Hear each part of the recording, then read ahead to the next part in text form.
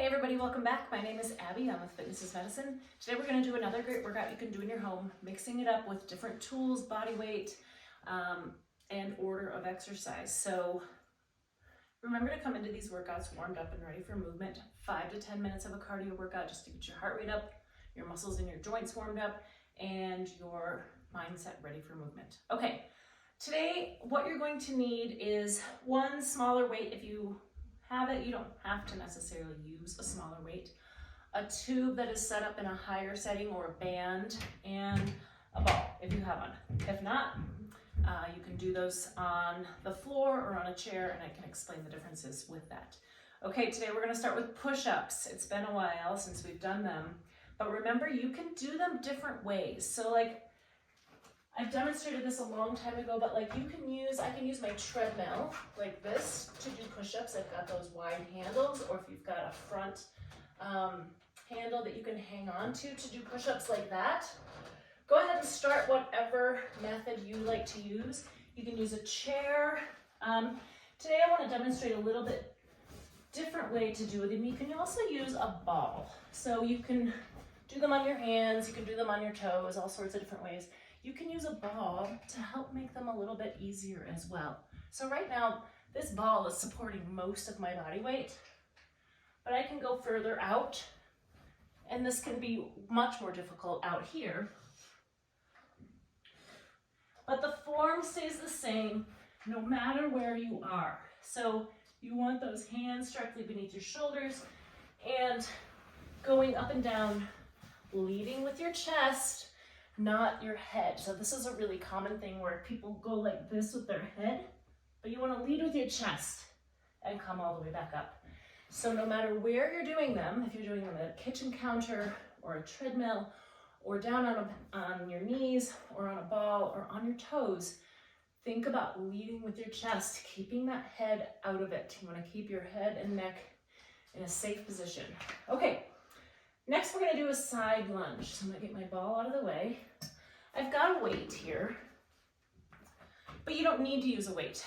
I would start probably without a weight, maybe at your kitchen counter, like I always say, because it helps you to sit back. So we want to do step out to the side, and we can start like this just to begin with. Just tiny little, you bend that knee that's out to the side, this knee stays straight. So this is the premise of it. You're sitting back into your heel and your hip here, back and forth like this. If you want to add a weight, you can go down like this. Down. Now I'm having to sit pretty far back, so my chest is coming forward, but look, my back is still straight. I'm not hunching over. Tummy nice and tight with this. Keep breathing.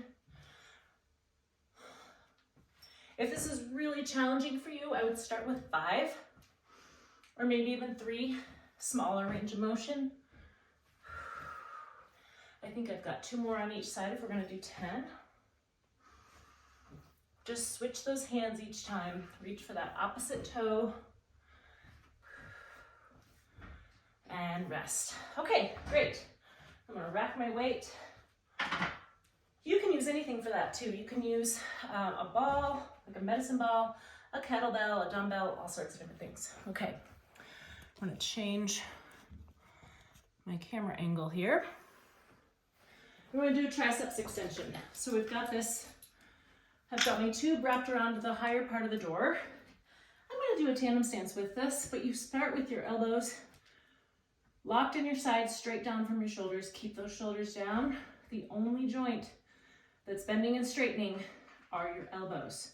So my elbows are staying back, straight down from my shoulders, taking those bands or tubes straight down beside your hips.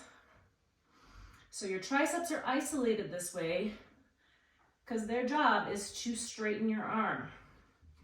If you start letting them come out like this, and you're doing it like this, then you're starting to work more of your shoulder and your lats, which it's not gonna hurt you, but you're not isolating your triceps then. Let's do 3 more. Keep those shoulders down. 1 more for good measure, and rest. Okay, good. Now we're gonna do a little balance challenge. I want to do heel walking and toe walking. So pulling up those toes, standing nice and tall, nice and slowly, walk across your room, pulling those toes up. This is working on your anterior tibialis, or the front of your shin muscles, which is really important for being able to lift your toe and hit your heel strike as you walk, so you don't shuffle or catch your toe on things and trip. So do this back and forth across your room, maybe up and down your hall a couple times. Try to stay nice and tall. Try to avoid doing this. Try to stay nice and tall. Okay, now conversely, go up as high as you can on those tippy toes, and we're gonna walk on your tiptoes across the room. Now this is something you could do when you're out for a walk. It's really good to train all of those tiny little muscles in your feet and your toes, and then also getting the front and back of the shins. So your anterior tibialis, your gastroc muscles, this is what's working here. Keeping those muscles strong is really important for balance and fall prevention. So this is something you can do anytime, right? Like you could walk across the kitchen on your toes to go get your plates, or, you know, whatever. Something like that. It's easy to incorporate, but it's a really effective exercise. Okay, next we're gonna grab that ball if you have one. If not, sit on the edge of a chair. Same thing. Okay. So bend your knees a little bit. I like to just kind of put my heels as my anchor here. We're gonna cross your arms, or you can keep them down like this, just like we've done abs on the ball in the past, but we're gonna do side abs or obliques a little bit. So I want you to go back and then pull up to the sides, like you're pulling up to the corners of the room. So we're doing just a little bit of a twist as you come up. So your side abs are your obliques. It's important to keep all those muscles strong. Now keep your back nice and tall. And then when you come up, don't come all the way up. So that releases my abs. You want to keep them, keep the tension on them as you go. So I'm going back and then just part way up, keeping the tension, keeping my back straight. Keep breathing, one more each side, and rest. Okay, of course, you can do more of those. If you feel like you need more, you can slow them down. Really keep that limited range of motion. That really keeps the tension throughout your abs, throughout the exercise. Okay, the last one, we'll get the ball back out of the way.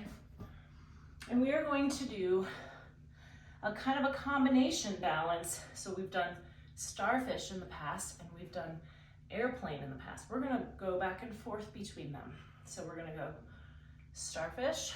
Notice that this is staying in a straight line here. Back to center, try not to put your foot down. Airplane. Trying to keep my feet off my equipment here. Starfish. Airplane. I'm just tipping at the hips here, so I'm tipping to the side. I'm keeping my shoulders up nice and tall. None of this. Everything is in good alignment. Let's go one more time each way. Starfish. Airplane, good. Okay, we'll go to the other side. Arms out. So I'm tipping at the hips. This is staying in line, so I'm not lifting my leg out, and I'm not just tipping over. I'm keeping this side that's tipping all in line. And then back, same thing. I would keep my leg straight, but I'm trying to keep it off my elliptical here.